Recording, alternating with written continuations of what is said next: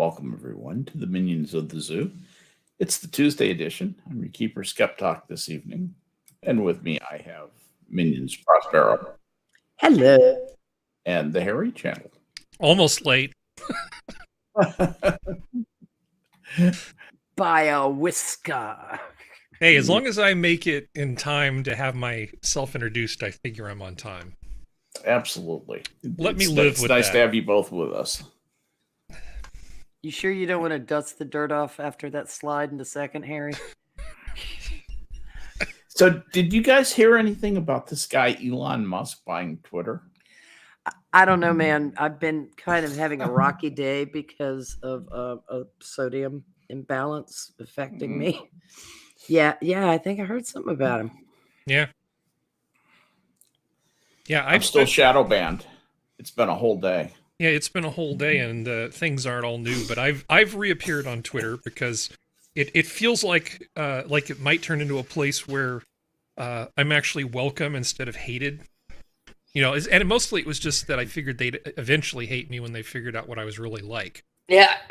Well, I think we saw a picture of that when you savaged that poor Rachel Ramirez. I didn't savage her. she just made the comment something about, well, Elon Musk could have done so much good for the environment with that $44 billion. And it's Elon Musk. Well, what would he do? Could he like start like an electric car company, or a company that makes solar panels, or a company that makes the batteries that lets solar power things at night? You know, I mean, I was right. I was polite. You know, I actually, I replied to her. I said, the UN could flush $44 billion down the drain like it would look like a fart in a windstorm. Yeah, I have no doubt that they could spend on the world hunger thing, that they could easily spend another $6 billion.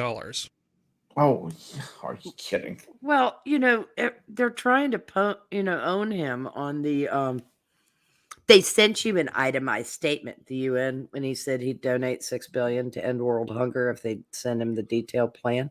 The plan they sent him was crap. So he donated the money to charity. I mean, he made a donation to another charity because what they sent him was typical UN garbage, which he knew they were going to do. And the idiots today were trying to point out, see what an evil person he is. Well, $6 billion still went to charity, you jackasses. And they spent, what is it? The UN has spent so far $1 trillion on ending hunger, and they've made it worse. It's like the war on poverty and the war on drugs. Mm-hmm. You know, it's those wars are still going on. When they started the war on drugs, we did not have the gang warfare in our neighborhoods the way we do now. It was a different. It was a different gang warfare. I will say that because I had to walk through in 1972. I had to walk through different neighborhoods to do the work that I was doing for the urban project at Northwestern. I used to go through the south and west side neighborhoods, south side and west side neighborhoods of Chicago, some pretty gamey neighborhoods. That I had to have a local walk me down the street. Yes, going from building to building, and they were happy to do that. They cooperated with the city because they knew that I was there doing assessments, and they wanted to be friends with me, and they felt like currying favor with me was a good thing. That I was somehow caught up in the machinery whereby their welfare check came. That was the other thing is, when I was doing it, there was a welfare system. There were generational welfare families living down there. Still are. Yeah, but the gangs had a different character. They were low. They had an affinity with their neighborhood. Yeah, where they had been born and raised, basically, and a lot of what those gangs do is essentially defend their neighborhood against other gangs and Turf against wars. encroachment. Yeah. Yeah, that kind of the Sharks and the Jets kind of thing. I mean, to be Yeah, but it wasn't just cartoonish about it. MS-13 where they're cutting No. up people and mailing them. They weren't assassinating relatives. children Yeah, exactly. to get back on bad drug deals. Of course, drugs were being dealt then. There were a lot of drugs being dealt in the inner city then, and in the suburbs. But you got MS-13. You've got just open warfare in the streets and body counts that are terrifying. Yeah. I mean, there were a lot of crime gangs in the 60s and 70s. They were, the car theft rings and that kind of stuff. What will leadership in Chicago have to face from their mismanagement of that beautiful city? They never have to face the music. They're indemnified. Yeah. Which is stunning that nobody looks locally at the rot. They think somehow that the beneficent great white father from DC is going to take care of everything. Well, they haven't taken care of it. And problems like that cannot be managed federally, for fuck's sake, unless you want, I don't know, Franco-style fascism in your cities. Then they'll be taken care of. People will disappear and you'll never see them again. Is that what you want? Yeah, it'll be like the Franco system where there will be one family in every neighborhood that is politically more powerful than every other family. Yeah, I mean, then you'll have the Guardia Civil on the corner. Yeah, and exactly. And there will be no recourse against any kind of police violence. That's right. Judge, jury, and executioner right there, all in one handy package. Now, it made for very, very safe streets. Yes. A woman could walk the streets of Madrid. Oh, yeah. With police were brutal. Alone and never, ever be harassed because all she had to do was make one peep and somebody was going to have hell beat out of them. Yeah. Yeah, that back in the really all through the 1960s, if you got arrested in Spain anywhere outside of Madrid, you were going to get the crap beat out of you because you didn't get arrested without a good reason. If you get arrested to a Spanish policeman, you deserve to have the crap beat out of you. Just on account you got arrested. Well, yeah, if you did stupid things when you were in a country like that, you paid the they absolutely. You won the stupid prize. You get a little stick time. Yeah, it's a little stick time. Exactly. And the thing was, they even knew how to hit you to not really hurt you, to make you miserable and not damage you. It was an interesting time. Franco's Spain was very interesting. He had to take another tack around 1939, and he chose to. He chose to. He may have chosen wisely. Spain functioned. I hate to say this, but Spain did function reasonably well for an extended period of time under Franco. It was peculiar. It certainly wasn't free, and therefore it was perverse. But there were worse places on earth to be. We had the good grace to die in Saturday Night Live's first season, leading to a great joke. And that was, and I am so happy I took some coin out of Spain that has his image and the General Francisco Franco is Caudillo por la gracia de Dios.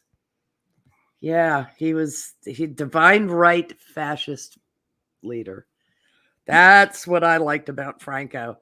See, that's humor. That's what the left wants in this country right now is divine right fascism. Oh, absolutely. And the divine right, they've got a whole religion and everything. I'm sorry, go ahead. No, absolutely. They wanted philosopher kings. Yeah. Well, the philosopher kings very quickly can assume the mantle of divine right monarchy. But it isn't about. Well, I mean, there are enough political legacies that you could draw that conclusion. But it's almost like some sort of French fascism. It's this sort of bullshit meritocracy. Let's find the person with the highest test scores and put them in charge. Yeah. Yeah. Not. No.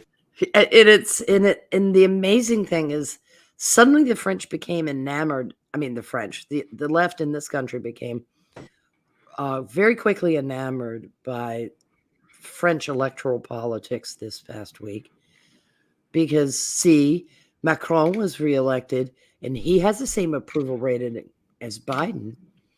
Yeah, well, that's because, to put it bluntly, Marine Le Pen is problematical. That's how that happens in France. That, and 47 candidates and fatigue. They are both married to educators. Well, yes, they are, and both, I believe, are Lady Macbeth type characters to some extent. Well, Yeah. Dr. Jill Biden and his former teacher. Yeah, I know. Isn't that glorious? It is. I can never tell, though, whose skirt he crawled up the most, whether it was Merkel's or his wife's. It was very hard to tell. He's such a... God, Macron is just trash. But French politics are trash. They are. They've got such shit candidates. It's unbelievable. What's your beef with Macron? He is a weak man with an authoritarian hard-on. He simped for Merkel for I don't know how long until some blood started to spill in Paris from enhanced workforce immigration. And then he got a little lippy. Enhanced. Yes, enhanced workforce immigration. Enhanced. Special enhancements from Asia. From Asia. Asian men, as they're wont to say in Europe. Young, single Asian men. Yes. What part of Japan are you from? You're from Syria. China? Yeah. Syria, China? It's a tiny, tiny little island. Yeah, it's good. People in Europe are frequently in many schools are taught that Europe and Asia are the same continent. That's lovely. Eurasia. Yeah. Eurasia is a continent, and they're actually taught there's one fewer continents, and actually the 5 Olympic rings are the 5 continents that they teach classically, less Antarctica. Well, there are American geographers who refer to Eurasia as well. Mm-hmm. Yeah. Oh, yeah. I mean, even back It's when just I a was a name. kid, a long time ago. Well, I mean, it is kind of connected. It's not like, by more than just the Isthmus of Panama. It's kind of an artificial distinction to make Europe into its own continent, given that It absolutely is. It's literally joined at the waist to Asia. Now, Joined if at you the look Caucasus to Yeah. Asia, yes. Basically, yeah, the hip. Yeah, that was, I mean, it's kind of arbitrary. They're Chang and Ing. yeah, except when you look at the geographical migrations in history of man moving around on the planet, you understand that the Caucasus kind of represented this rather sizable barrier, and therefore you had rather significant developmental differences among groups of people on that giant landmass. That's a different map, though. What That's not the historical map. That's not the. I mean, historically, they're different places. Geologically, not so much. No, I wasn't saying geologically. I said geographically. Because yeah. Sorry, that's why I meant it's a different. Well, I mean, different map. History in many ways is formed by geography. Guns, germs, and steel. Yeah, it's just big mountain ranges tend to isolate people and cause different societies to develop than on the other side of the mountain. I give you Hispaniola. You know, well, there's also the who was the founding colonial power has something to do with the utter failure of Haiti and the midland success of the Dominican Republic. It's galling as it is for me to say. Of course, the United States has had, I think, a fair bit to do with why the Dominican Republic is not as wonky as it other Spanish colonies. Mm-hmm. But and also baseball been very good to the Dominican Republic. That's no joke. That is no joke. But yeah, I mean if you're gonna break out Europe and Asia from one another, I think you got to break out Asia Minor too. Yes, the Middle East, basically. Yeah, Yep. I think you do, and geographically and historically, it was quite distinct from the rest of Asia. So is Russia and China. I As mean, it- there's huge distinctions between that big old landmass we're calling Asia. If we're going to start breaking things out based on culture and language groups and migration and things, you know, gotta break genetic India off by phenotypes, itself. we get to break Yeah. India off. We get to break China off. We break the You basically actually, the Pacific Islands off from you China. break all that Vietnam, Cambodia, Southeast Indonesia. Asia. You break all of that off. Yep. Yep, and I mean the subcontinental Asia is wildly distinct from the rest of Asia, and I mean when we think of India, I understand that they are an Asian country, but the Himalayas represent quite a Formidable. formidable barrier Barrier. to there To being airplanes, an overwhelming much less people. overwhelming similarities, you Yeah. know, which is why you see such a remarkable cultural difference, which I do think it is wiser to look at perhaps rather than landmass. You can do the same damn thing on the North American continent. Geography and productivity and things like that have created very distinctive regions in the United States and Canada and in Mexico. That's why we have different regions for the Federal Reserve. Because, you know, you can have a lot of unemployment in the Pacific Northwest and not in other parts of the country. It's a big damn place, the United States. And wildly different depending upon where you are, you know. Yeah. And it's the commonality created or that through our system of governance and our system of laws knit us together for a very, very long time. But we attempted to suicide in the 1860s.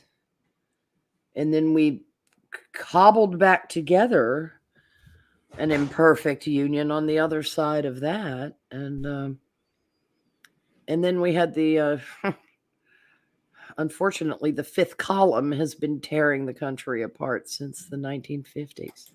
Well, I have a slightly more superficial topic, which maybe you'll find fun.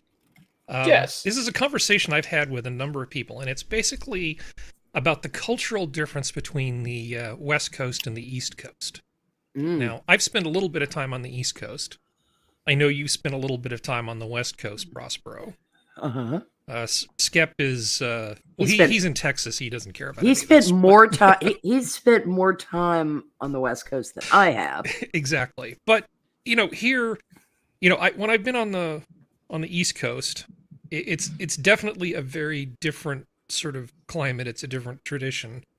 You know, I went to Mount Vernon. You know, did all the typical things. I was there on the anniversary of it's like the 200th anniversary of Washington's death. I think was when I was there. Yeah, that sounds about right. Let's go with that. 1999. Yeah, it's about right. And you definitely get a feel for the descendants of the colonies, the original English colonies, and of course all the Dutch and German and everybody else came over. And the attitudes of the people look different. You know, the body types are different. The amount of smoking, the amount of drinking, the clothes, the speed at which people walk. Yep. So many different things are different. They are as different as night and day, practically. You go to the West Coast, and culturally, it's just not even.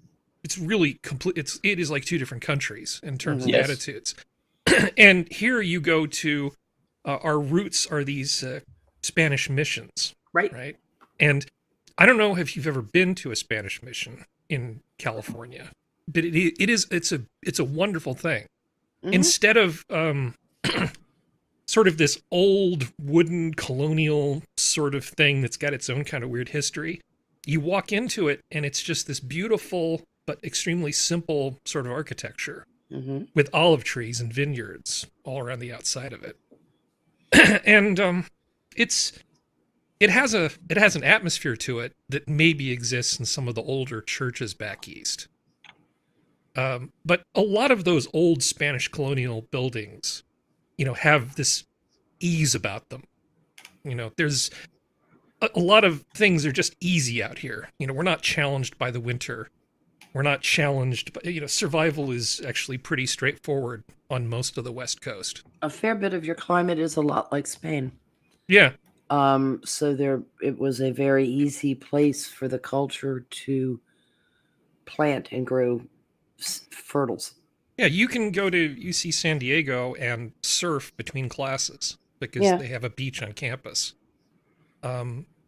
Everything here is sort of simultaneously more laid back, but also way less laid back. The entrepreneurial spirit of Silicon Valley. It's not like you don't have people that work really hard back there. I'm not saying that at all. But the drive of a small number of people out here to work 20 hours a day, 7 days a week until they're almost dead. People don't have any concept of the kind of sacrifice that Elon Musk made. I've worked the kind of hours that Elon Musk worked. As have I. I was just going to say, not to the same result, because I made stupid business decisions, and same. There may be technical things I'm actually better at than Elon, but his balance of business and technical and his engineering know-how has served him really well. So he's a force to be reckoned with. Well, anyway, back to the point at hand. You can just tell from talking to somebody, accent aside for a few minutes, whether they're from the West Coast to the East Coast. And it's interesting. People on to the me, East Coast don't sleep on futons under their desk. No, they don't sleep on futons under their desk. But there seems to be more of a caste system type of thing going on the East Coast than there's here. Out here, nobody really gives a shit who your parents are or where you're born. And Absolutely even to a fairly large degree where you went to school. You guys on the East Coast, again, big paintbrush, not necessarily you personally, seem to care a lot about stuff like that. Yeah. There is a whole lot of ancestor worship among the looking at you, George Bush. original colonies. There's the Daughters of the American Revolution. Oh my God. The Daughters of the Confederacy. All those kinds of organizations that are the East Coast is very English, and very competitive with the mother country for history and lineage and important. And that was a very class conscious society. Incredibly so. And the West Coast is not that. No, but the weird thing about the West Coast is you've got, to me, a pocket of industry like Silicon Valley. And then you've got a pocket of unbelievable narcissism, like Orange County, Yes. where self-absorption has been raised to an art form. And that's not Hollywood. I'm not talking about Hollywood. I'm talking about Newport Beach. Well, no, I know where the OC is. You know, I'm talking about Newport Beach. I'm talking about that area where self-awareness is prime, but not intellectual self-awareness or principle-driven self-awareness. It's self-awareness I know exactly what you're talking for about. the self's sake. How do I look? How do I sound? What do I drive? Where do I live? Totally into me. Hyper specific about wants and needs.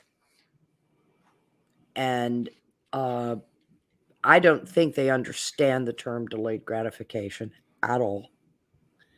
It's acquisitive and competitive socially. It's 8th grade is what it is. Well, they're not anchored to anything, I think, is the thing. The Yes. advantage that we have is that we're not prisoners to our past, you know, to our heritage like you guys are. But at the same time, not being anchored to anything brings out a lot of the narcissism. I remember the last time I was in Southern California, quite a while ago, I was actually helping an ex-friend of mine, another story, go buy a truck from Southern California. It was a long drive up and back. And as I was standing in line, there were these 2 girls in front of me, probably about 17, 18, 19, something like that. And they were what you would call thin fat. You know, they were sort of skinny but flabby, but cute. You know, I mean, these girls had done nothing. They'd done none of the hard work to be good looking. But they were kind of good looking. You know, they're kind of cute. They had that air of youth about them. Yeah, and they were it's the keenly sort aware thing of that's it. wasted on the young. Yeah, they were keenly aware of it. But you could tell from the fact that they were thin fat that it was just, there was nothing there. You know, there was no earned privilege. It was all unearned privilege that these girls were And the suffering thin is not from. going to be around there that long. And then you hear them talk. And it's everything that Prospero just described. Just the completely superficial conversation about nothing. It's not even a Seinfeld conversation about nothing, where it's like, you know, what is the difference between a pea and a nut? Blah, blah. I mean, it's not anything like that. It's not even banter. It's just 2 people sort of moaning about God knows what. It was absolutely terrible. Anyway, go on. I'm just trying to back you up here. It's actually as bad as you say, if not worse. Oh, it's grotesque. I am not at liberty to describe how I'm totally aware of it, because it's personal acquaintance. Well, you know, Pasadena, Caltech, there are pockets where people are not terrible. Well, it's not the entire South, but it's just overall there's this extremely laid back, extremely narcissistic attitude. Let me put it to you this way. My cousins grew up in the OC. Up above Newport Beach. In a pocket area between Irvine and Newport Beach. Tonight on Minions, we pick parts of the United States and piss them off one at a time.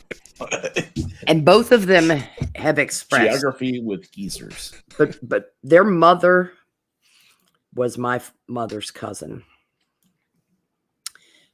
My mom and their mom were like they were like sisters. Grew up next to each other. So mother, very, very, very Virginian.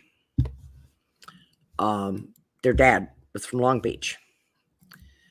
They said they never felt like they fit in with their peer group, but they were never sure why.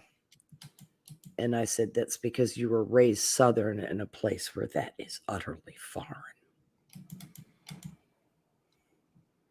Just think about it. And both of them just kind of looked at each other and then looked around and went, you know what? That's it. You were raised by a person not from the milieu. And moved out there as a young married woman, but brought with her all the traditions and the influence a mom has in a household.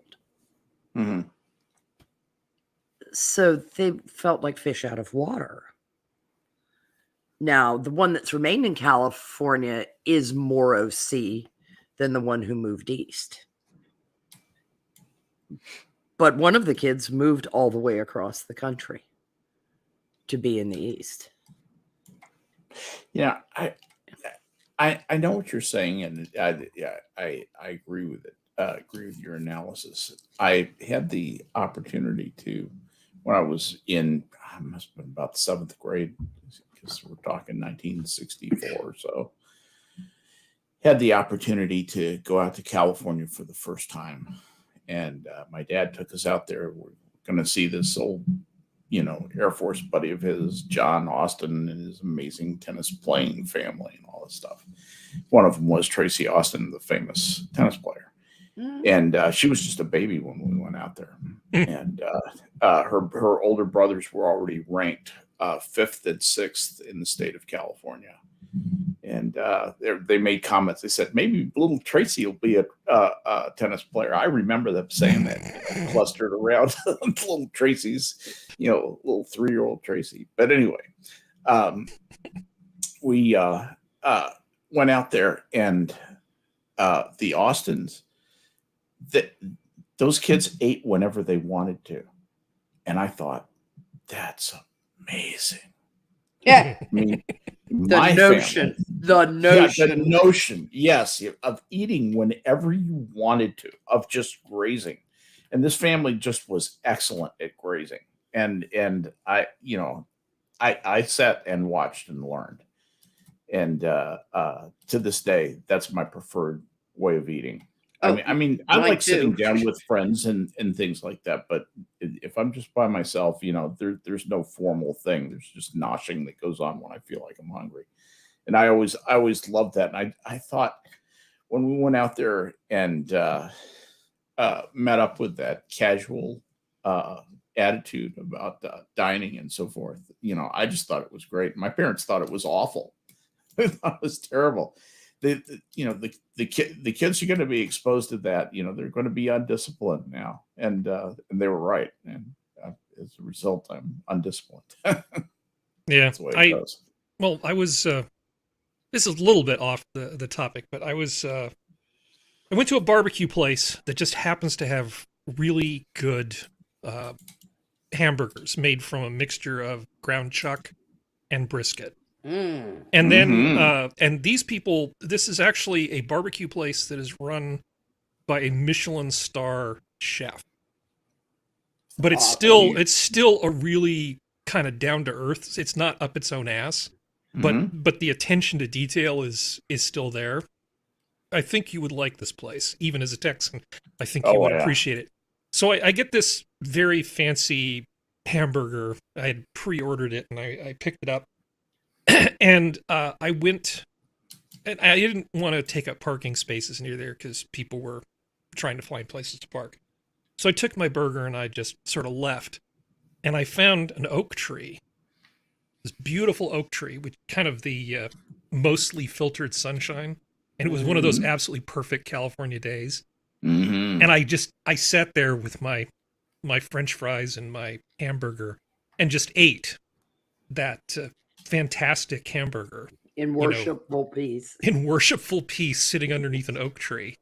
And I was just close enough to the ocean that you could kind of get just a little bit of that coastal influence, but not so much that you were actually cold.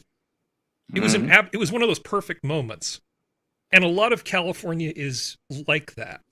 It's hard to explain that if you actually kind of embrace the aesthetic of it, like you're talking about, California is a fantastic place. The golden hour. Terrible hour. People. Yeah. Yeah. Well, I says have New York had City, you know. some of the most beautiful times of my life have been in California in various places, just in those exact moments that you're talking about. Remember, I was down at the Julia Pfeiffer State Park. I bet you know where that is, Harry. Mhm. And staring out at the ocean, sitting there with a bottle of wine, a big hunk of cheese, and some French bread, and was just considering my lot in life. I was winding down my tour at the Naval Postgraduate School, and I thought, man, this is just perfect. What could make it better? And I looked out and I saw that what was obviously whale activity. At that moment, I was thinking, this is just amazing. I can't believe how wonderful I feel today. I looked out and I saw the whales, which they play out by that point. Yeah. Everybody goes out to Pfeiffer to look at the whales. But I bet that what is it? It's the Guadalupe River that people Guadalupe. that people go. They have the whole riverfront thing, and you can go I have tubed down that chilly river, and it's a cold frickin' river. But yeah, you can definitely tube down the Guadalupe. And it's not like you can't find pockets where you can drop your stress level in other parts of the globe. I'm thinking the Guadalupe River and everything adjacent to it is probably pretty darn nice. Say Guadalupe. Say Guadalupe. I can't. You just can't, can you? I'm sorry. I'm in California. I can't help it. They would just mock you. You can if I move to Texas. I'll rent the I'm sorry. I look at the map and I see Grün, and it's like green. Yeah, it's a German word. I know how it's pronounced. Right. Asshole. Don't tell me what it is. Have you ever been to the Green Hall? The little music venue. Yeah, so they have it. Where did I know that? Yeah. Well, I mean, it's somebody who with your musical acumen and background, I would think you've probably been there. But it's that whole sort of small building where the walls basically move up. They're like shutters that sort of move up, and you can tie them off, and so the whole building becomes open. And it's just sort of like the Robert Earl Keen stomping grounds sort of thing. Yeah, we went down there for Oktoberfest, I think.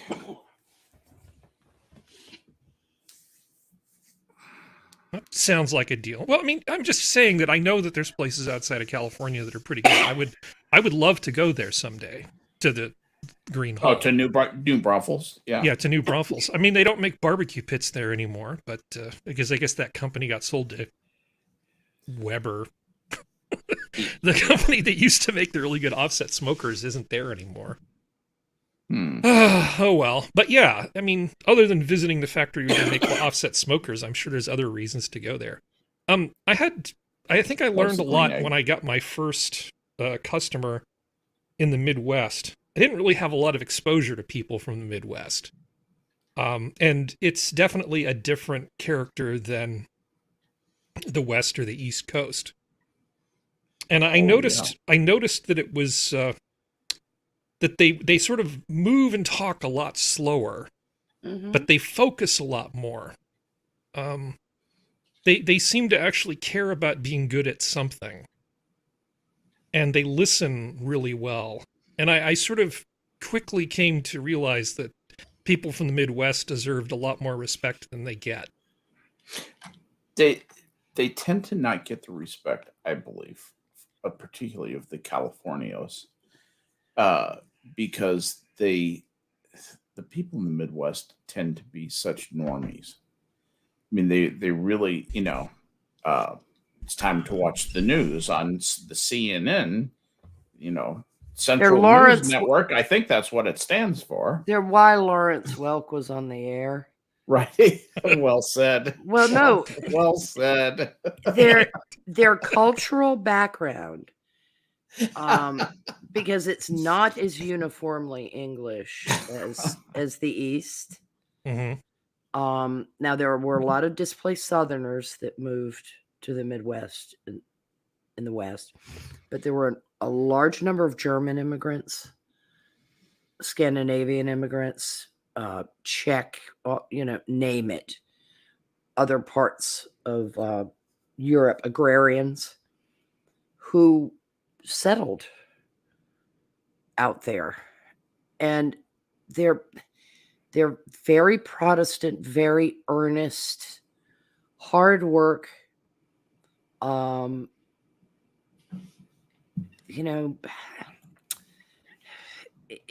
It's not. I'm by no means at all mocking this. It is very admirable because they have fed the world at times through their earnestness and their industriousness and practicality and pragmatism. So they're boring. They're boring to the East Coast. Quick. Get as much done before you die. And they're incomprehensible to the bruh crowd of OC, or the quick, do it all immediately and achieve that takes place in Silicon Valley. Southern California and Northern California are wildly different from each other because you've got that hive of Silicon Valley, San Jose, that thing going on. And Southern California is really laid back kind of, like I said, bruh existence with lots of mirrors. I don't think you'd ever find a mirrored ceiling in the Midwest, if you know what I mean. Yeah. It simply isn't done. And high praise. I mean, I don't understand. People need to experience driving across this country and maybe stopping in a small town or two. My God, North Platte, Nebraska. All right. North Platte, Nebraska. Railroad went through there. The troop trains in 1945. That place became famous because they were just like giving food to the GIs on the train. Welcoming faces on the platform. Hello, good luck to you. Go get them, Charlie. Kind of attitude. What the hell's not to admire about that? It's and they have been ignored and mocked. Flyover states. What a contemptible term. Oh, God, it's just execrable. Look, driving across Nebraska is kind of a tough haul, right? There are only so many drive across West Texas. Corn husks you can look at. And only so many bees can commit suicide on the windshield of your car before you're like praying for urban sprawl and traffic,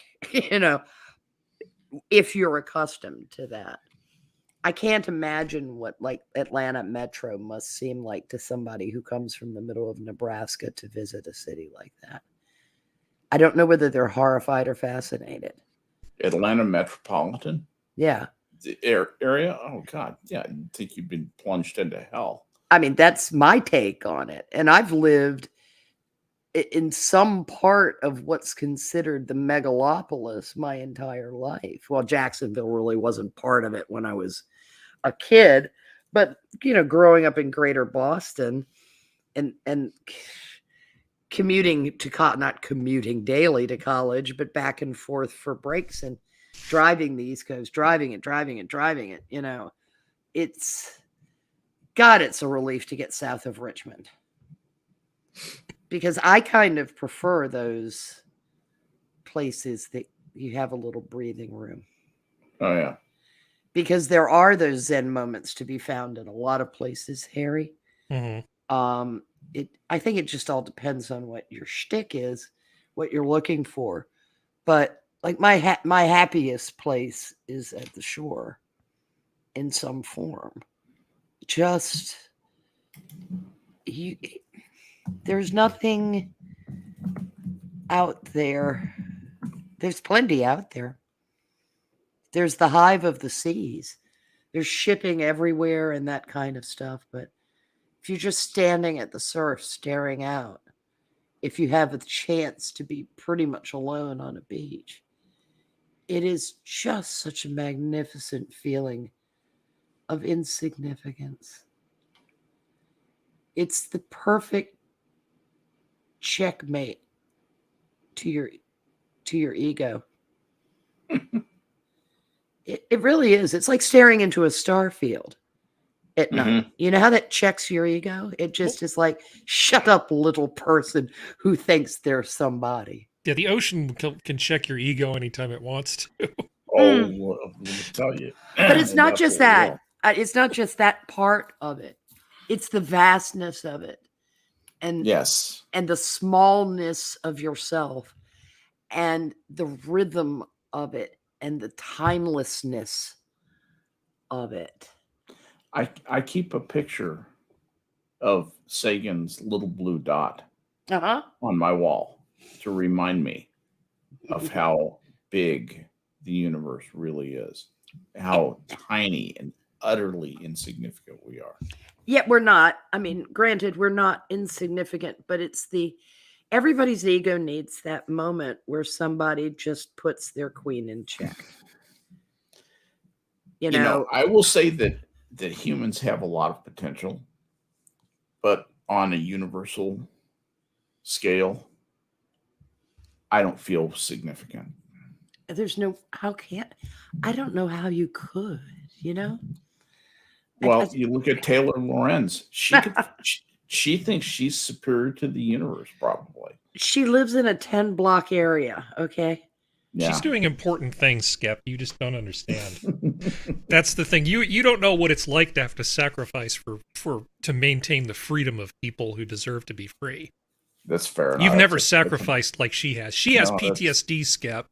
I've had it easy. Yeah, it's pretty scary. I had another thought today. Yes. As I proceed to hijack your show, I'm sorry. I had another thought today, which was, it kind of makes me sad. It feels like we really are just bogged down in the mundane now.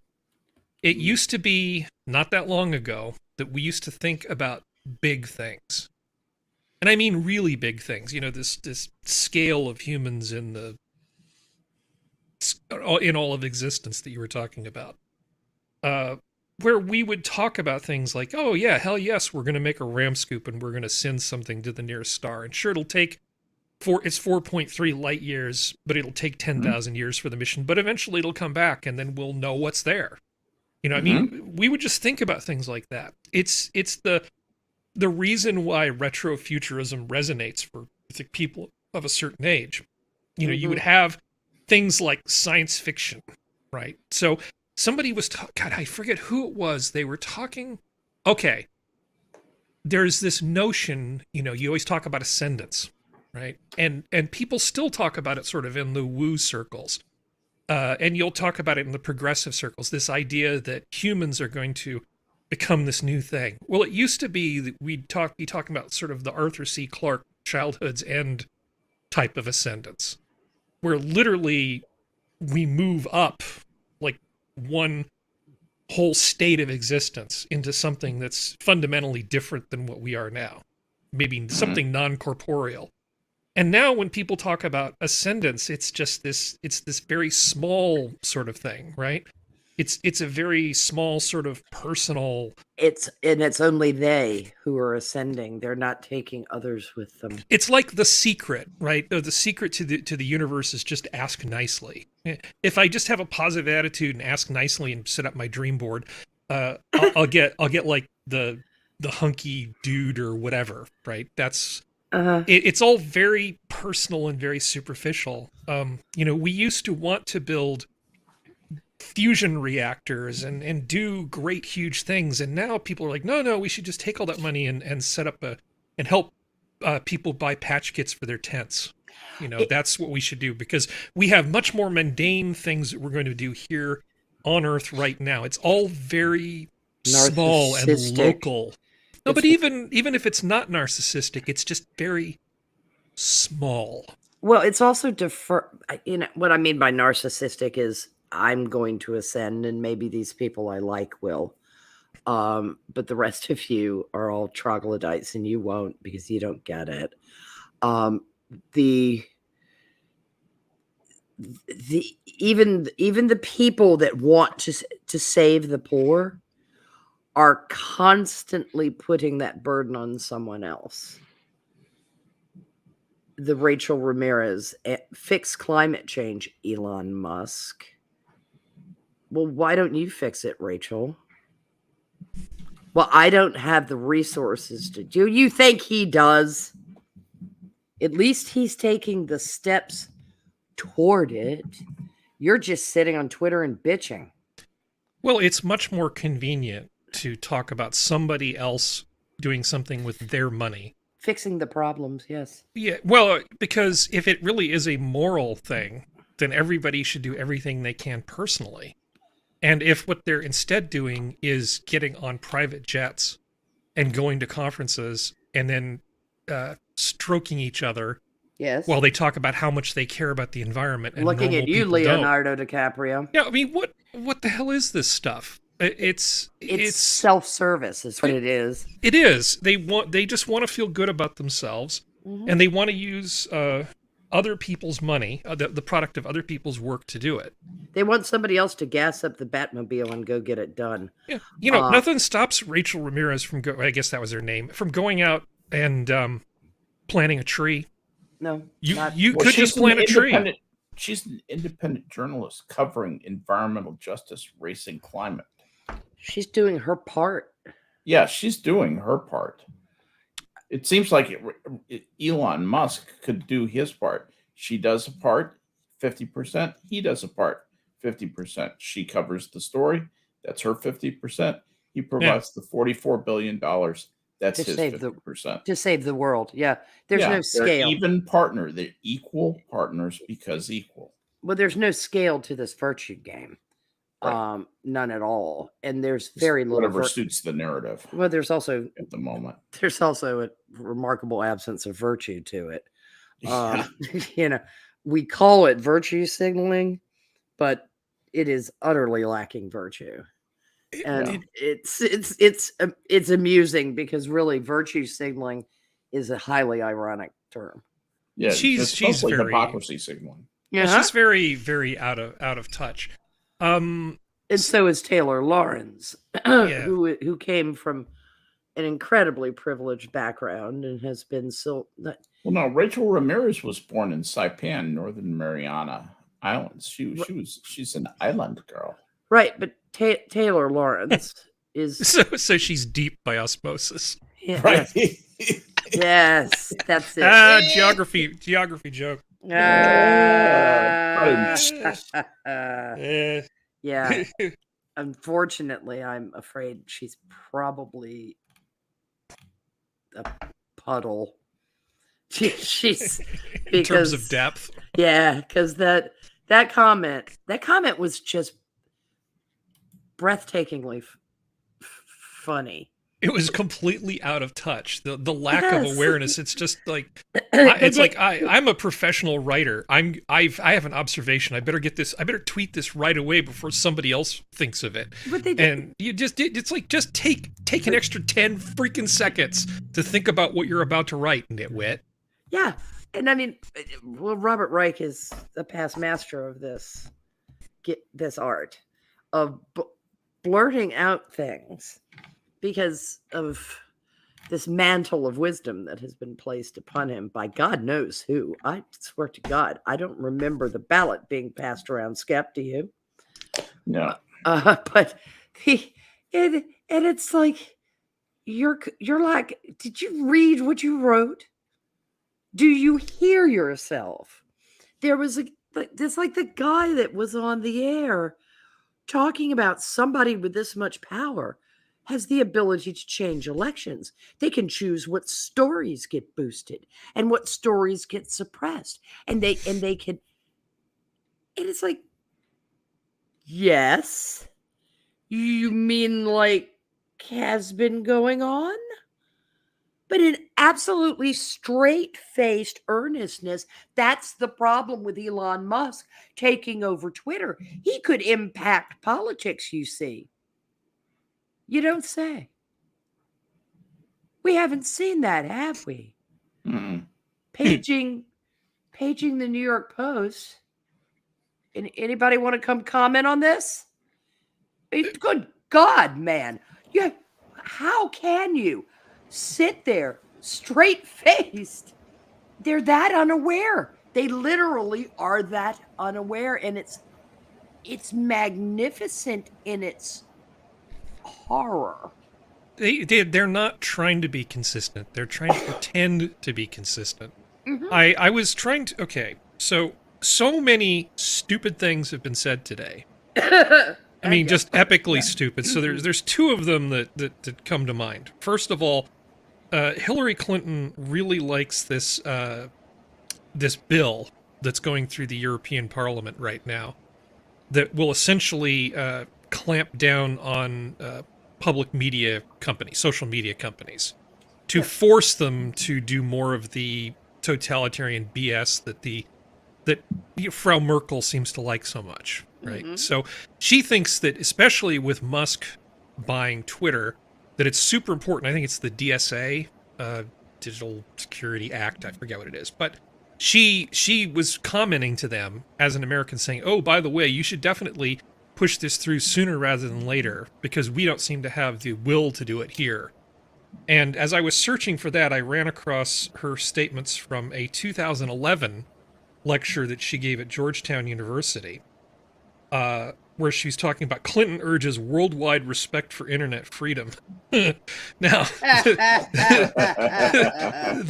I only have this on my phone. I apologize. Secretary of State Hillary Clinton's January 2010 warning that countries who restrict the internet imperil their own progress came in the wake of Chinese government's hacking of democracy activist Google accounts.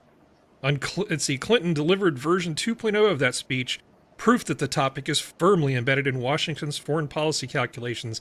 And again, the headlines of the day on the use of social media sites to help organize historic protests, on and on and on.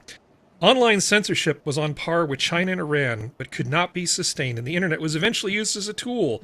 And as she goes in here, it said, "We believe that governments that have erected to barriers to internet freedom," I'm reading it verbatim, that's not me being stupid, "whether they're technical filters or censorship regimes or attacks on those who exercise their rights to expression and assembly online, will eventually find themselves boxed in," she said. "They will face a dictator's dilemma, and they will have to choose between letting the walls fall or paying the price to keep them standing." It's like, 2010 Hillary Clinton's sounds pretty cool. But that was really about when she thought she was going to be the one sort of controlling things. The second that, Elon buys Twitter, the narrative switches. We need the government to step in right away and make sure that he doesn't do things we don't like or let people that we don't like talk. I feel my control slipping. Yeah, well, her creeping irrelevance couldn't speed up as far as I'm concerned. I'm surprised that we still are listening to her. But maybe the DNC still feels that they owe her a debt for bailing them out when they ran out of money. Given their paltry stable of nitwits from which to choose, they kind of are on the horns of a dilemma as to who should be their standard bearer. I find it fun.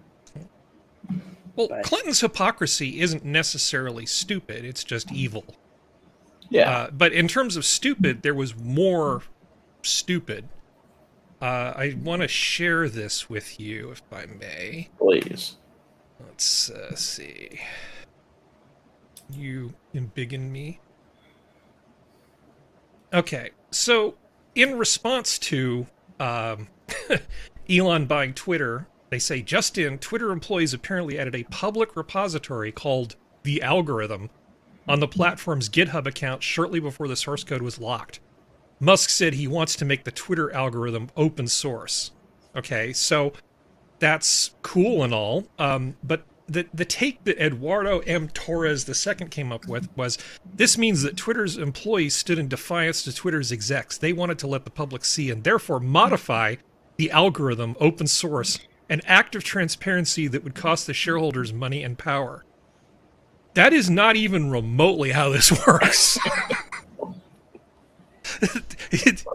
That is like not. That is not how this happens. It's not like, oh well, we put it on a public server and somebody logged in and changed it. I guess we just have to use it.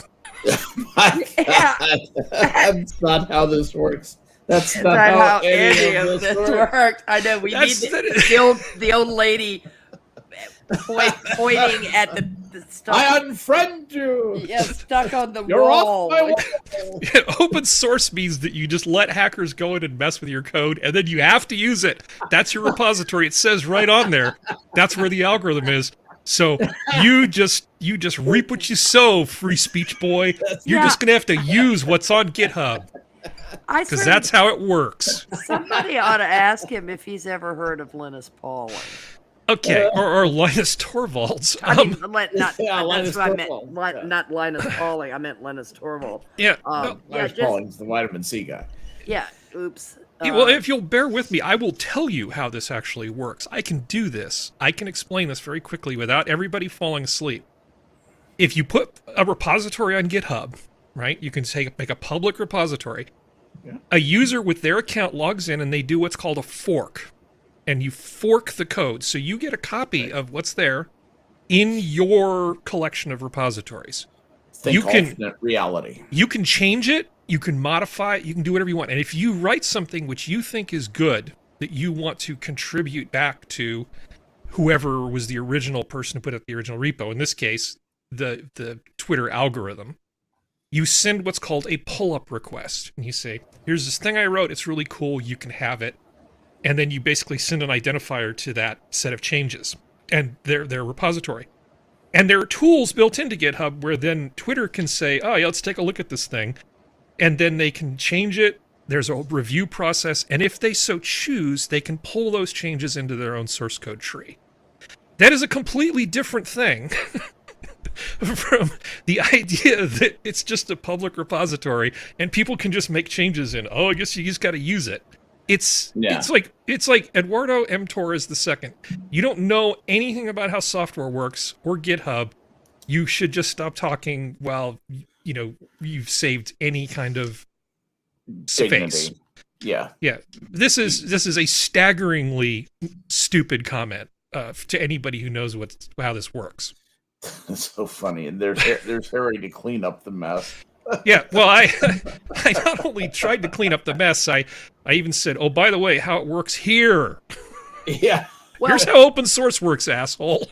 This is where you differ from me, because I would have quote tweeted him and I would have said, no, show us on Twitter how you don't know anything about open source. Yeah. The way that I would do this is I would read Harry's reply, but with Prospero's attitude. So Harry's reply would thusly read, they just made an empty repository, you asshole. That doesn't necessarily mean anyone could just write to it, you dipshit, nor that Twitter would just use that code if they allowed it. They would have to make their own fork, ask the admin to review and merge it, which anyone with any experience in the software business knows how this works. So now please delete your account. No, it would be, so here's a handy explanation, fuck knuckle. It's called a pull-up, and you probably can't even do one. Yeah, there you go. No, you. Yeah. It's like fly that flag, brother. Fly that flag. Well, it's just the fact that Eduardo M. Torres II seemed so sure of himself. Yes. Like I am important and I have a point that I need to make. And I'm going to go on Twitter and I'm going to tell the universe how smart I am, because I can't believe they haven't thought of what this is going to do. They don't even realize repository means before you write that tweet. It's like, how can they not realize how dangerous it is to have this open source repository? Don't they Yeah. know what's going to happen? Anybody could literally put anything in the algorithm. Just shut up while you're ahead, dude. And that's why Yeah. that's why Linux completely collapsed, right? Yeah. And of course, he's been retweeted 38 times. He's got 14 comments and 181 likes. And the Harry channel has no replies, no retweets, no likes. Hey, I thought I Because- liked that, but Twitter was erasing likes for a while. Today, you could like things and then your like would disappear. It was just a weird thing. It was site-wide, happening to everybody unless they were on a phone app. No, I'm just making the obvious point that knowing what you're talking about doesn't actually translate to any kind of traction on Twitter. Maybe that will change. Maybe the new algorithm will actually generate some sort of reputation ranking, as opposed to just, and you'll get a demerit every time you say something as dumb as this. Go sit in the corner and think about what you wrote, Eduardo. Okay. Yeah. Next time, what are you going to do? I'm going to Google it first. Good boy. Okay. You get your check Twitter mark privileges back. Okay, that's it. Here's your check mark back. So did you hear that Elon, one of the rumors going around is that he's going to check mark every single Twitter account? Yeah. I love that idea. I don't want a check mark. Oh, it's Jenna. Can you unembiggen me? Yes. I've been here for like 10 minutes. Well, I've just been No. talking. Sorry. We were kind of in the middle of a conversation, and but I was looking for an opening That's why to I was introduce. quiet. Suddenly, a wild Jenna appeared. How have you been? Good.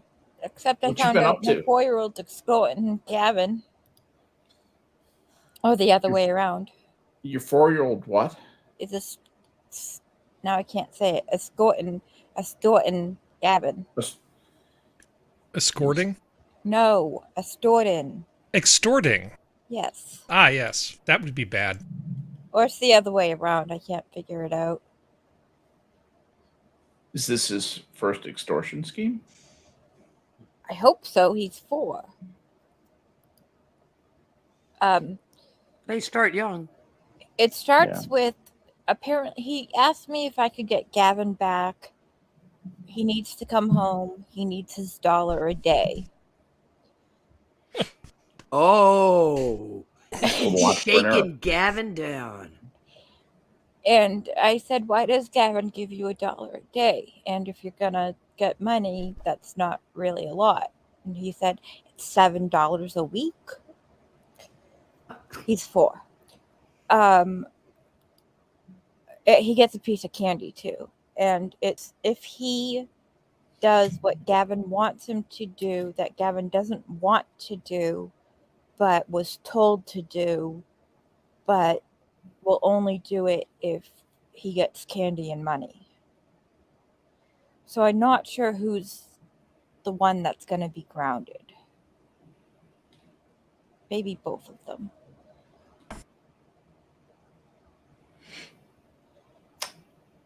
So, Jenna, how's your health been? Ugh, Been feeling any better? no. Oh, I'm sorry. This migraine. After that botched nerve block, it's been a month of hell. Hasn't even been a month, but it's felt like it. It's just You getting cortisone shots for the nerve block? yeah, I scheduled one for May 3rd to try to see if a different person does it, because it was a new person, they won't like fuck my head up, because I can't stand the pain anymore. I don't know what to do about it. Yeah. Imagine I'm sorry living to hear with that. a migraine every minute of every day, and it gets worse when lights or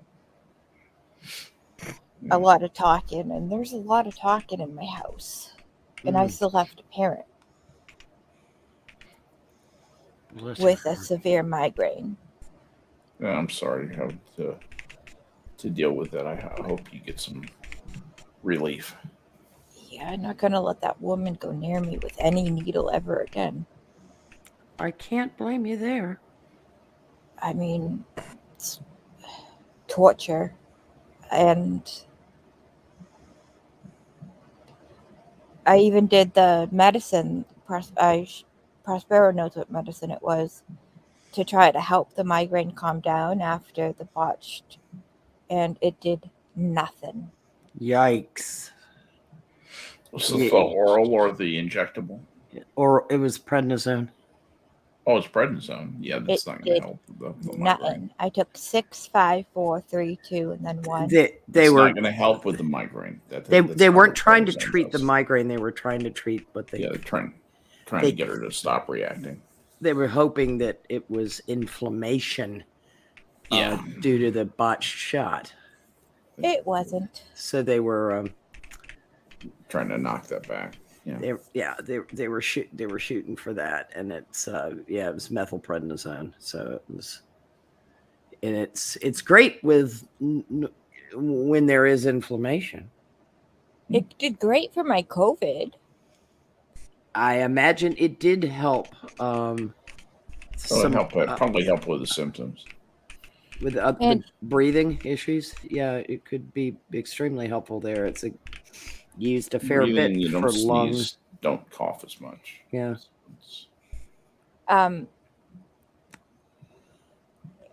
apparently it keeps people awake, but it knocks me out. Oh, well, you're fortunate there. It kept it fouls pred fouls up my sleep patterns. I sleep about 3 or 4 hours and then wake up like somebody has shot me in the ass. It's like, guess what? That kind of very disoriented feeling on the higher end of the. It gets better as you titrate down, but first couple days it's like, yeah. It's also an out-of-body experience. I felt like it was like I was watching myself when I would wake up, because they had you take the first 6 tablets all at once. Yeah. Which is like, hello.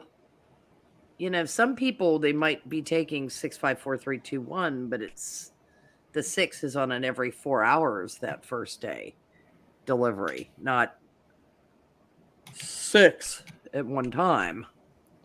Yeah. They were really shooting for hoping that they had set off some kind of inflammation response, and that's what was causing the problem, and clearly they were wrong. Yep. It's not fun. I'm glad you had some positive effect from it. As crappy as it is that it didn't address the primary concern. I'm trying to look for a tiny bit of a flake of silver in that cloud. Yeah, I slept, which is good, but I've been sleeping lately. Go figure. Yeah. Well, your body's worn out from the pain. Prednisone can upset your sleep patterns, but it's not that powerful in insomniac. I mean, if you're exhausted, you'll sleep whether you've had prednisone or not. It does have that is like, though, it's number one side effect that people talk about of the hot flashes and insomnia. Out-of-body experience. That's what I got. You had, I think that was probably that big load. It was like I was watching myself throughout my day. It was really weird. I mean, there's a fair bit of brain fog with it. Yes. That's what I've noticed, is a lot of like brain fog. Oh, with prednisone? Yeah. I didn't get a single kid's name right that week. I have only taken it a few times. Thank God. It's not something I enjoy taking. It has worked for what I needed to take it for, but you're really, really happy when you get to that 3 a day, because the end is, I can smell the barn. It also causes pancreas pain, but I think that might just be me. That could be you. I've always loved being on prednisone because Well, when I got it, I had either a bad urticaria or bad inflammation from a herniated disc in my neck. Well, Yeah. two of them actually, Ooh. and it was like Ow. just pain, misery, pain, Yeah. and then you take Right. prednisone, and it's like, ah, Yeah. I think I'll go ride my bike for like 3 hours, and because it hurts too much to do it the rest of the time. It's like it's amazing because it's like you get your life back, but you know that you're killing yourself slowly, so you just don't take extra drugs you don't really need. And then as it sort of slips away, it's like it's another one of those flowers for Algernon things, but for my back. Yeah. It's like I just experienced freedom, and then it slips away. So I can't say that other than the one time they accidentally shot 3 months worth of prednisone into my blood instead of into my spine, that I've ever really had a bad time with it. Well, I've told you that Yeah, story. I wasn't man. supposed to be driving, but I felt fine, so I did. I guess not. Because I'm a Californian, so I was driving to work so I could get my 20 hours in. Yeah. And some guy cut me off, and I almost road raged him into oblivion until I realized this isn't me. Because I was doing 90 pounding on the steering wheel, honking. I mean, I was that level of like, I'm just going to kill you. And then I'm like, wait a second, I'm not that person. What the hell? And then suddenly the front part of my brain said, you're suffering from an overdose of prednisone. And I'm like, oh, okay. Calm it Please down. don't drive while under the influence of 3 months of prednisone. Well, that wasn't the plan. Did you get the high blood pressure and edema on your face? No, You didn't get the moon face? No. I'm sorry. no. I got the it didn't. I would get Your regular these. menstruation? I get these epidurals every 3 months for a while, where they would, under a fluoroscope, a very, very trained doctor, a highly trained doctor, would stick a needle in my neck, and try to inject prednisone into the space, basically through the called versa. the interthecal space is actually what it's called. Yeah, so he would go in there in the general vicinity of C4, C5, and put that in there. And it, unlike lower in the spine, which is actually relatively easy, Yes, that high up, that's really hard. It's really hard. Cervical. So this guy actually was he was the team doctor for the Raiders and the Golden State Warriors at one time or another. He's highly skilled, and so he did this, but even he made that mistake, and I had that huge dose of prednisone. After it calmed down a few days later, I felt great. Again, go ride my bike and have a good old time. I bet you did. I actually went for a bike ride. It was the hottest bike ride I'd ever gone on. It was 115 degrees out, and I filled this Camelback thing I had with nothing but ice. I just packed it full of ice, crushed and large and everything else. And I took off, and within about 45 minutes of heading out, it was all melted and getting warm really quickly. And I pulled off I was going up this road that had trees to get some shade, and I pulled off to the side of this thing and just laid in this creek for like what seemed like about 15 minutes. That was just ice water so I could cool off, and then I just got my wet body back on my bike and rode home. But yeah, prednisone has been very, very good to me, honestly. I've never really had what I'd call a bad experience with it on balance. Doesn't Well, I sound like think- it did a great deal for your judgment center on that day, but Well, yeah. the gray stuff in front still took over before anything bad happened, and then once I realized what was Yes. going on, it was okay. And laying in the creek was a good idea. So Yeah, it was. Your body didn't overheat. It was, and then you transpired all that damp on the ride home because you were creating your lovely. Oh, it weed. didn't last. It didn't last very long. No, long but- enough to keep you from dying from heat stroke. Hey, bicycling, when I was less broken, used to be one of my favorite things to do. Yes. Yeah. I once flipped over my bike when I was like 7, and I screamed so loud my dad heard me all the way up the street and came back, and he carried me home, and then he put me to bed, and then went and got my bike, and I got to drink soda that day. Poor little girl. I flipped over my bike and bounced off the tire and knocked the wind out of myself. I was alone on a dirt road where houses were being built in a new neighborhood we lived in. Mhm. And fortunately, before we'd left Florida, I had slipped and fallen on my back when my dad was there and knocked the wind out of myself. So I knew what had happened the minute it happened. And I didn't completely freak out because my dad had, because I just lost it the first time. Well, And it's he- terrifying to knock and he the was wind out like, of yourself. Just stop panicking. Listen to me. Breathe normally. You're going to be fine in just a minute. It'll be fine. So I just remember being on my hands and knees in the dirt, telling myself, just breathe. Just breathe. You are breathing. It doesn't feel like you are, because you just knocked all the damn wind out of your stomach and you're an idiot, but you're fine.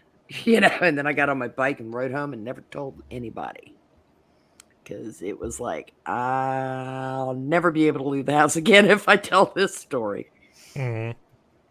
I had learned by that point that, just don't trigger the mother. I don't think my dad ever told my mom, actually. Probably didn't, because don't trigger the mother. Yeah, give her plausible deniability. She knows something bad will happen occasionally, but if you don't force her to confront it, it'll be fine. Well, she saw my scrapes and scratches and stuff. I think my dad told her I fell off somewhat in the yard or something. Yeah, she wiped out on her bike in the driveway. It's okay, it's that kind of thing. Because we used to jump off the roof of the garage. Oh, that's good. Because, It was there. yeah, Right. That's why kids do things like that. we once pulled a mattress out so we could jump from the highest part of the garage, the tippity top. Uh-huh. And the mattress didn't help much. I can't imagine it did, but, it's... But we did convince Eric to use his mattress, so it wasn't mine or my older brother's that would get ruined. Well, good for you. There are times that I worry that I missed out on a lot having siblings. And then I hear stories like that, and I'm just like, yay. I never jumped off the roof of the garage. That was 2 stories, and no, that was going to break things. You never had a sibling who you could talk into jumping off the Yeah, and man, that's Yeah. something you missed. yeah, that is something I missed. Now, I jumped off of plenty of other things while I Yeah. was being told not to, and I was like, it's fine. When you're an only child, you're the explorer. I've never Yeah. jumped off You're of it. anything. Yes. I've never felt the Why? need to jump off of something. You might hurt yourself. So, But much less jumping out of a plane. at No, many I- thousands of feet. Yes. No, above the thing ground. is that Prospero knows my level of neuroticism is much, much higher than the average person. Yes.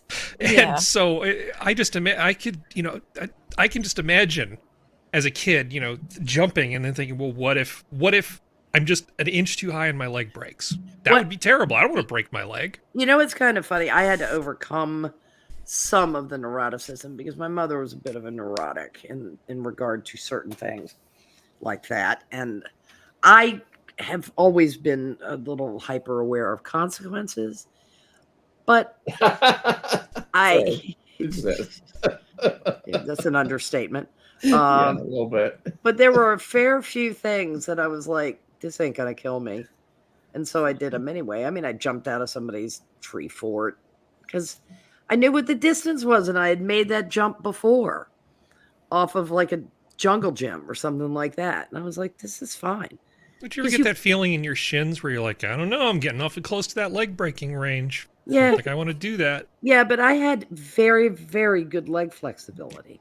I think I would have been really good at being Jewish. I don't Yeah. know, you might break your leg. I Being some kind of mashugana. know my mother was a pretty deeply Jewish Baptist. Just think, when you're 50 like me, it's going to be every morning. Oy vey, I wish I hadn't jumped out of that tree. see, My I problem, let my kids jump off stuff. because Harry how should else not are do they gonna learn? impressions. yeah, No, I like it.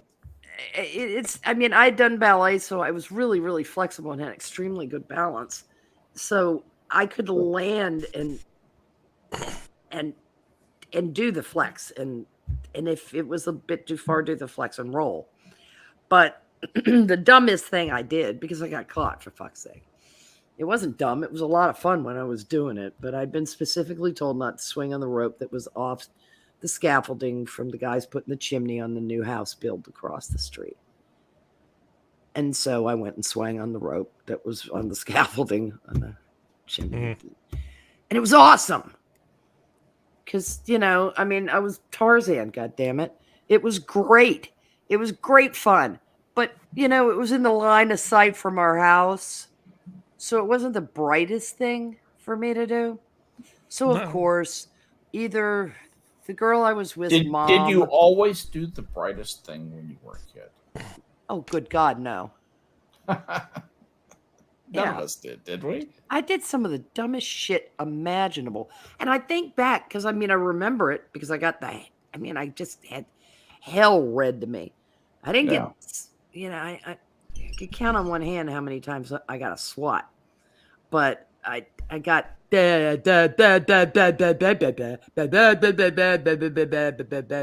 what were you thinking? I specifically told you. Why would you go in?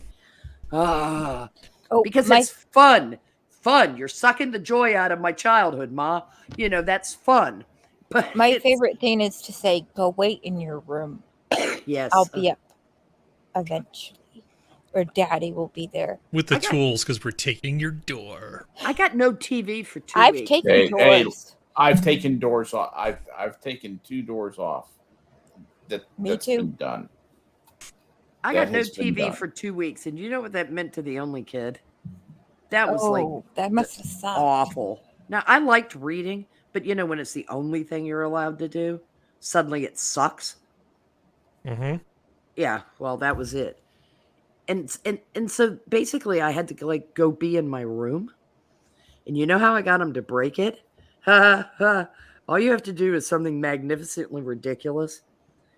And adults will look at it and think,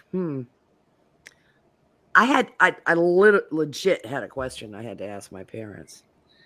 So the TV was on.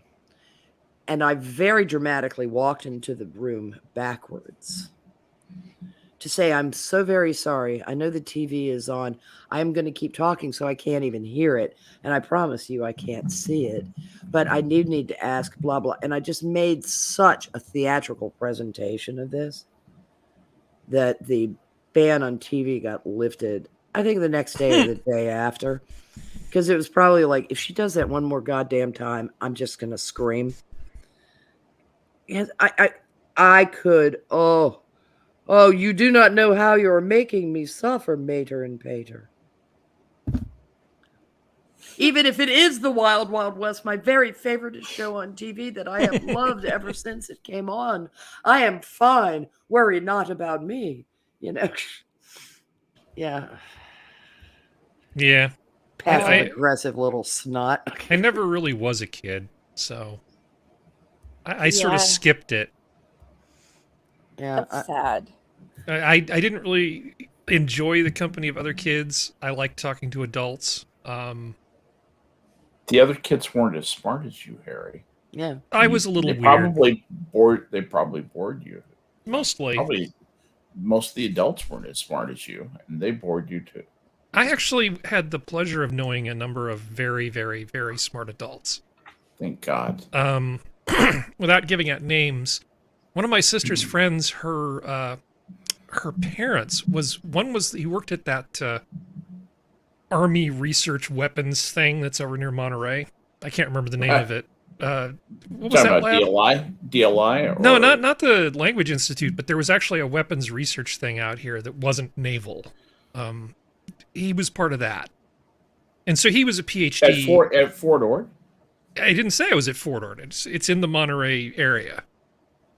But there was an Army weapons research thing near Central California. Doesn't really matter. But the thing is, he was a proper PhD, you know, who knew a lot of stuff about a lot of things. And so I would just go over and just start talking to him. And his wife was a English instructor, so I would talk to her.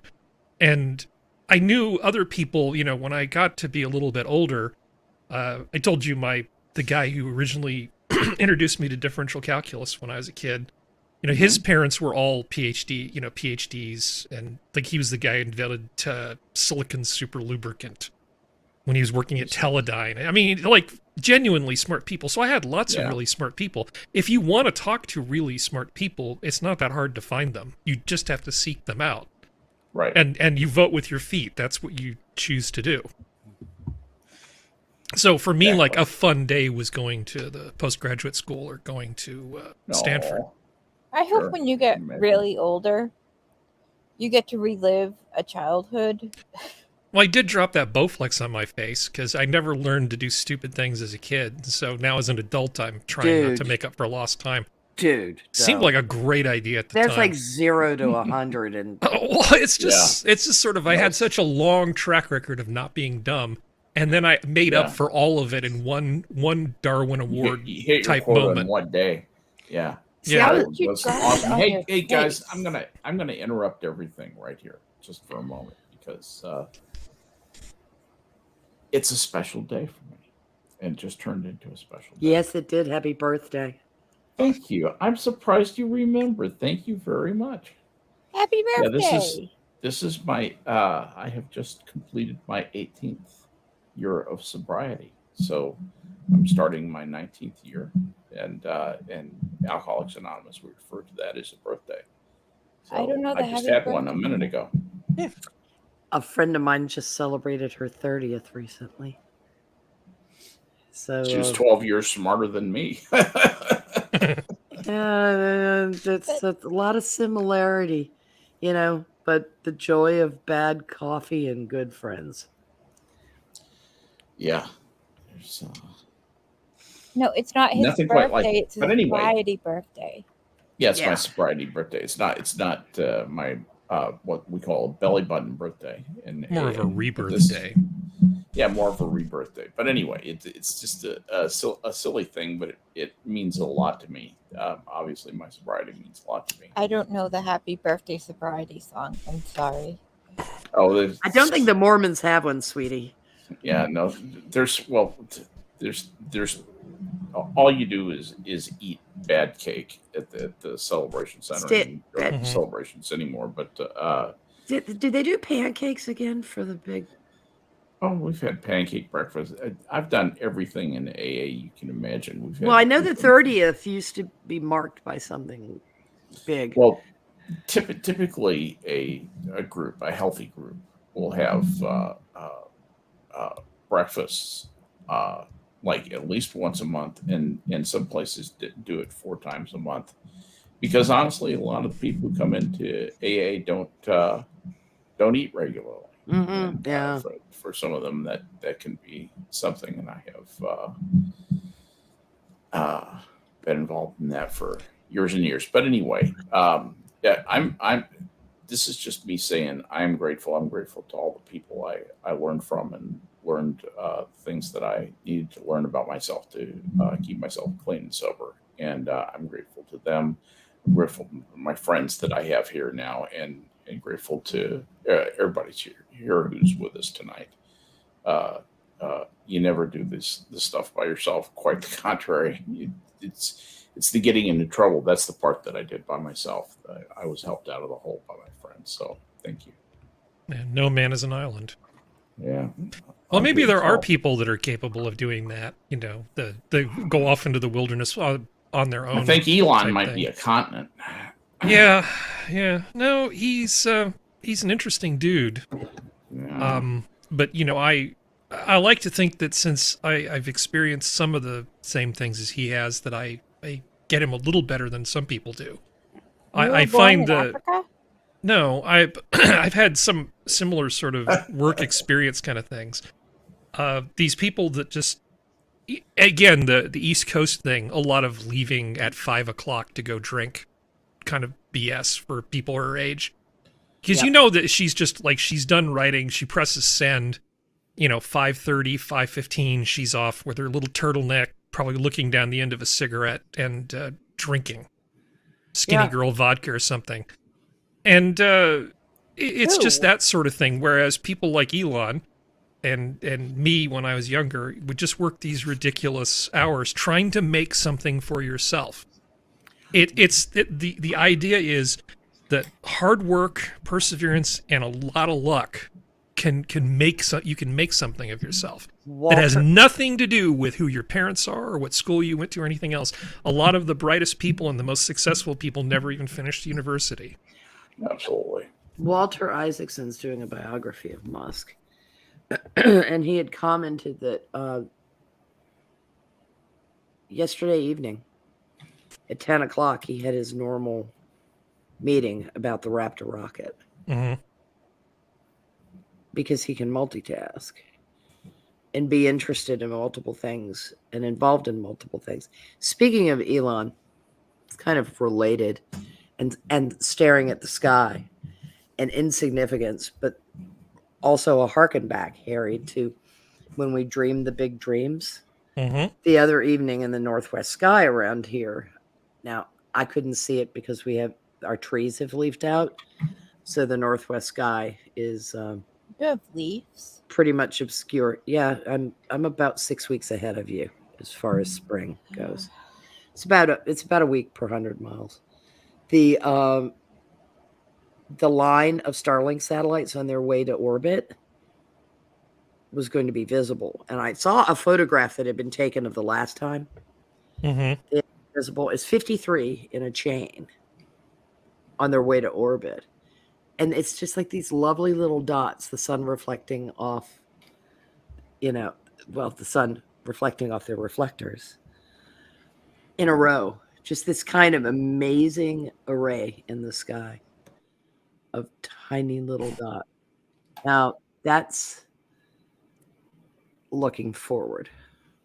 Yeah, he's able to think big. He's not so down in the muck that he won't let his imagination work. And again, it is refreshing to see people like that. It's like, hell yes, let's build a giant plane out of wood. Yeah, why not? Because we He can. does have a terrific imagination, and his imagination is beautifully tempered by the practicality of the things he tries. He tries for things that might be a little bit beyond his grasp right now, but he really does reach for the stars a bit. And Thunderfoot seems to enjoy documenting Elon Musk's, some of the more spectacular, not failures necessarily, but things that are still in development, shall we say. People like to call him down for that, but I think it's wonderful to have an entrepreneur with this kind of vision and this kind of imagination to try stuff. Well, Yeah. he tweeted out, and I want to make sure he tweeted out correctly this phrase, because he's one of the few people who can do it and understands what it means. And yeah, he did. Per aspera ad astra, which is through our hardship to the stars. Yeah. And it's one thing to schadenfreude about somebody's lesser successes or things that are hung up in development, but it's a little bit hard to get too gleeful when you've watched somebody send someone to the space station No, that dragon is a hard ship to the stars. through private See what I did there? but through private enterprise like that. And it was a public-private partnership to an extent. But for Christ's sake, it was NASA stock and trade. Yeah. And it is doing it less expensively, more efficiently. Of course he is. And more safely than NASA ever did this. Well, Yes. safety is something that you can really measure after the fact. He hasn't had enough launches to really say what the safety is.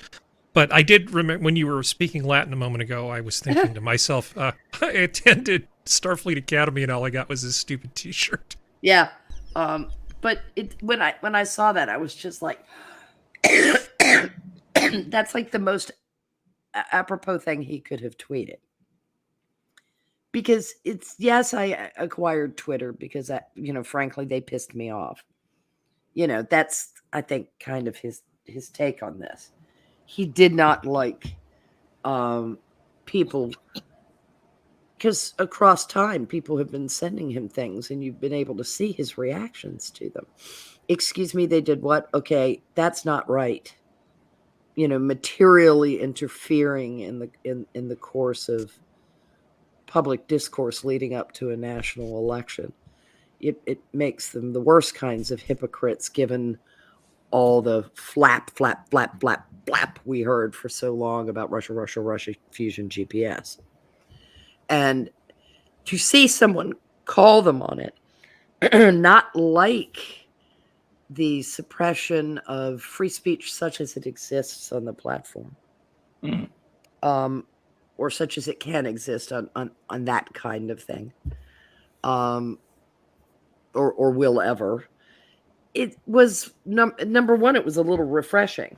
Now I understand that too many people will, as Harry would like to say, let the perfect be the enemy of the good, and they will complain that well, so and so wasn't unbanned or blah blah blah. Well, stop it.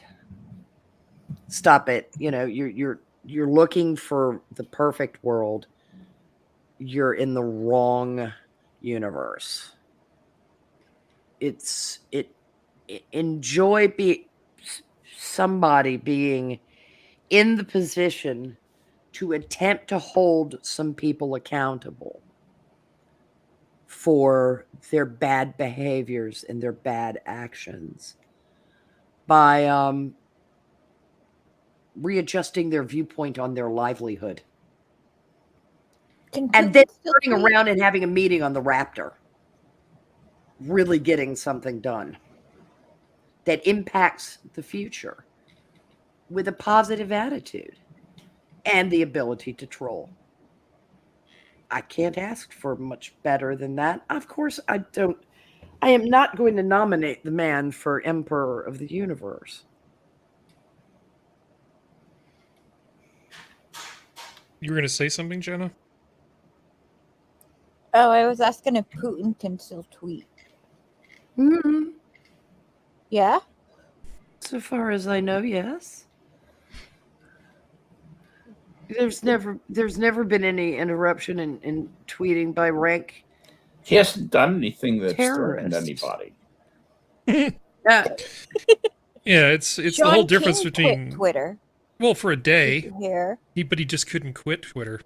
Wait, he came back already? Yeah, Yep. Of course he did. What a loser. And then he said, "I never quit, you motherfucker," to Jack Posobiec. I was undergoing hack attacks and getting death threats, and so I had to, increase the security on my account. No, you didn't, you prick. Shut up. Yeah, that's how two-factor works. You get rid of your account, and then you sign up for a brand new one with two-factor enabled. Right. Because you That's can't. science, Prospero. That's totally the way you do it. Yeah, because at no point can you go into the security settings on your accounts and enable two-factor. It just doesn't work that way. We all know. You've got to get in a time machine if you're going to try to do that. Yeah, it's only with a new account that you can have two factors. That's right. You don't understand because the world is just handed to you on a silver platter. Yeah, you're right. But somebody like him who was born like in a family of black sharecroppers or something. Isn't he basically like the beginning of the movie The Jerk with Steve Martin? Yeah, he's Navin Sean King. was poor black. We ought to ask him if he likes He's only about 3 shades darker than Steve Martin anyway, Talcum X. Well, you know that they tried to come up with a controversy about the song King Tut the other day. And that, of course, did feeling kind of funky. Yeah, I was just like, why? Is it the We Was Kangs and shit people that were annoyed by it? I have no idea. Was it the heavily melanated space? Yes, it was melanated. It was melanated oriented. Yes. Yeah. I don't even see why that guy was funny. Yeah. Okay. Yeah. That's good because, fine, you just don't get it. So many people then, of course, through virtue, had to be, it isn't funny. The guy's just wearing a stupid arrow on his head. Kate, I'm sorry you don't get the theater of the absurd. Yeah. The guy walked out. I mean, when I encountered Steve Martin, I was like, this is absolutely amazing. We've got an absurdist doing really good stand-up. And it's entertaining. And boy, can he play the banjo. No Exactly. shit. No shit. He's a legit banjo player. Yeah, I'm not kidding you. He's good at it. I've got a couple of the albums that he did, and I've watched him play with Earl Scruggs. Well, yeah, that's the other thing. He plays with other banjo players who are better than he is. He did it on Letterman, and he's always demurred that he basically says he's a hack and that he sucks, and he does. Number one, he doesn't suck, but it's of course he's not Earl Scruggs, who was, Earl I'm really Scruggs sad was about not this. Earl Scruggs was not the greatest banjo player, though. Earl Scruggs was a good banjo player. He was nothing more than that, in my opinion. This is one thing about banjo and guitar players that's happened in my lifetime. They have gotten so much better. They are so much better than they used to be. Used to be, just if you know something about the guitar, I guess that's what I would, and the banjo, and you've put in the hours, hours and hours and hours practice that it takes to gain some, proficiency, ability, and some being able to play things, and enough about the instrument, what a giant step guitar playing, especially banjo playing too, have taken in the last 30, 40 years. I mean, it has gone from, the stuff that Jimi Hendrix was playing that blew our eyes out. Well, go and look what Tina Setkick is playing. Go and look what Steve Vai and some of these people are doing, and not just the shredders, but the deeply musical people like Mark Knopfler and David Gilmour, who are playing beautiful, amazing things, stuff that never got played on the guitar before. It's that's happened in our lifetime, and that's happened to a lesser extent, I think, on the banjo. And the other interesting thing that's happened is there's a technique in banjo playing called frailing that has been adopted over the years, and this was actually happening back in the 50s. It was beginning to happen in the 50s, where and it's called a slap technique on the bass. That comes from a banjo technique, which is basically the same move. It's just done on banjo strings. And so when you look at slap technique, that's coming from other instruments. So you can seeing some cross pollination of these excellent techniques, and as a result, you got guys like Davey 508 and some of these great bass players online you can go listen to, and they just blow your mind. I mean, we used to think that guys like Thunder Fingers for the Who, what the hell was his name? The bass player for the Who, can't remember his name. Help me, chat. And people like the bass player for the Jefferson Airplane, he was another really good one. We used to think those guys were the greatest bass players on earth. John Entwistle. Yeah, Entwistle and Jack Cassidy for the Starship, or rather Jefferson Airplane. We used to think they were the most unbelievable bassists. Those guys couldn't even get a gig today with the level that the bass is being played at by just casual players. That really is a change that's happened in our lifetime. I don't know what brought on that tirade. I just went down the rabbit hole. No, I get it. But anyway, we seem to be kind of running down a little bit. Did anybody have anything else that they wanted to get off their chest or reveal to the world, embarrass themselves in some way? Because if not, I think we're going to call it. You guys have spent almost 2 hours of your lifetime with us. And I want to thank you for doing that. Thank you for being a part of this and coming to listen to us. Thank you to my panel for coming out, spending a couple hours and just shooting the breeze, long form conversation. That's what we do here. We do it for you. And I appreciate you coming out to listen to us tonight. And we'll do it again next week. But for tonight, the zoo is closed. Good night, everybody. Bye. Sorry, Cougar Knife. Bye.